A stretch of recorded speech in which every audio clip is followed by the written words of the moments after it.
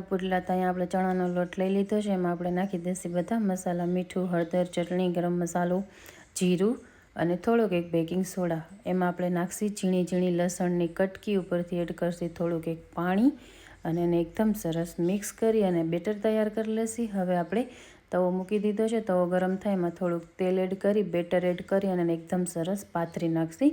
તો અહીંયા આપણે પુડલાનો શેપ એકદમ મસ્ત ગોળ આવી ગયો છે. અને હવે આપણે બધા વેજીટેબલ એડ કરશી. તો આપણે નાખીશું ઓનિયન, ટમેટો, કેપ્સિકમ, કોથમીર, મરચાં અને એકદમ મસ્ત એને આપણે સેટ કરી લેશી. ઉપરથી આપણે થોડુંક એક તેલ એડ કરી અને એને પાકવા દેશી. પાકી જાય એટલે આપણે એને એકદમ સરસ પલટી નાખશી અને આપણા ગરમા ગરમ ચણાના લોટના પુડલા છે તૈયાર.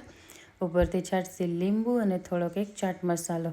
ગાર્નિશ કરશી ટમેટા અને ડુંગળીના ફૂલથી. તો આ થઈ ગયા છે આપણા ગરમા ગરમ ચણાના લોટના પુડલા તૈયાર. કોને કોને પસંદ છે કમેન્ટમાં